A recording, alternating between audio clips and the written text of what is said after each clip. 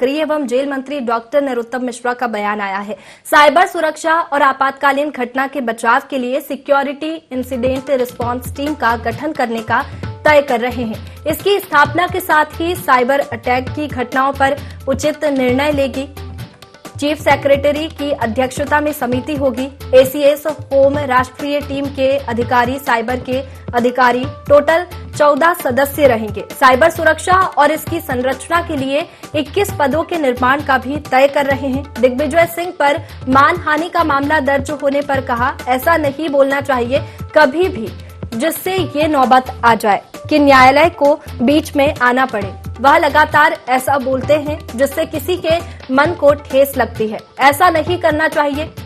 उन्होंने कहा, नेता प्रतिपक्ष गोविंद सिंह के लव जिहाद को फर्जी बताने पर गृह एवं जेल मंत्री डॉक्टर नरोत्तम मिश्रा ने कहा, स्वाभाविक रूप से उनको तो फर्जी ही दिखाई देगा क्योंकि अप्रत्यक्ष रूप से इन चीजों का समर्थन करती है कांग्रेस पार्टी। कांग्रेस पार्टी जहां जहां है वहां ही इस तरह की घटनाएं हो रही है। इससे विपक्ष और कांग्रेस की सोच उजागर होती है। मध्य प्रदेश में जो साइबर हैक करने की और वैसी शिकायतें लंबे समय से मिल रही थी, अब एक साइबर सुरक्षा और आपातकालीन घटना के बचाव के लिए राज्य computer security incident response team का गठन किया जाने का तय कर रहे हैं और ये इसकी स्थापना के साथ ही साइबर अटैक के परिस्थिति और वर्तमान घटनाओं पर यथोचित निर्णय ये लेंगी। इसमें चीफ सेक्रेटरी जो है सीएस की अध्यक्षता में यह समिति होगी। इसमें एसीएस होम राष्ट्रीय सर्टिन के अधिकारी, अमीन साइबर के ऐसे कुल 14 सदस्य इसमें रहेंगे। साइबर सुरक्षा और इसकी संरचना के लिए 21 पदों के निर्माण का भी तय करने जा रहे हैं। ऐसा नहीं बोलना चाहिए कभी भी कि जिससे यहां तक की नौबत आए कि न्यायालय को बीच में आना पड़े, और वो लगातार इस तरह का बोलते हैं जिससे विभाजन या किसी की मन को ठेस लगती है। तो ऐसा नहीं करना चाहिए।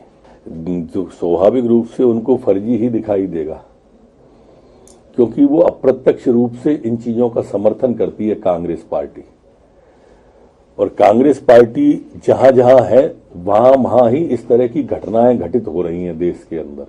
ये भी आप देखें तो इससे विपक्ष का और कांग्रेस का सोच उजागर होता है। मध्य प्रदेश कांग्रेस के जैक एंड जिल राहुल बाबा को हिल से गिराकर ही मानेंगे।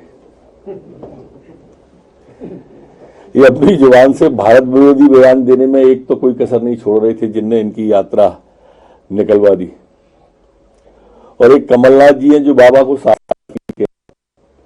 इससे आप दोनों के भाव को समझ लें। शास्त्रार्थ कराने की बात तो वैसी ही हो गई जैसे किसी 6वीं क्लास के बच्चे को आप 39 का पहाड़ा बोलने का कह दो। सफलता की उनकी यात्रा के रुझान तो आना प्रारंभ है। कल एग्जिट पोल देखा होगा आपने, ये उनकी यात्रा के रुझान है। गुजरात से भी ज्यादा खराब हालत जिन जिन प्रदेशों से यात्रा निकली है ना, जहां जहां पांव पड़े संतन के तहां मंटा धार है। आप देख लेना इसका परिणाम जो सामने आएगा, आप सब भी उसके साक्षी होंगे। और मैंने प्रारंभ में भी कहा था, मैं गुजरात से लौट के आया था तब भी मैंने कहा था कि 2/3 बहुमत से ज्यादा आएगा। एग्जिट पोल ने जो दिखाया इससे भी अच्छे परिणाम आपको देखने को मिलेंगे।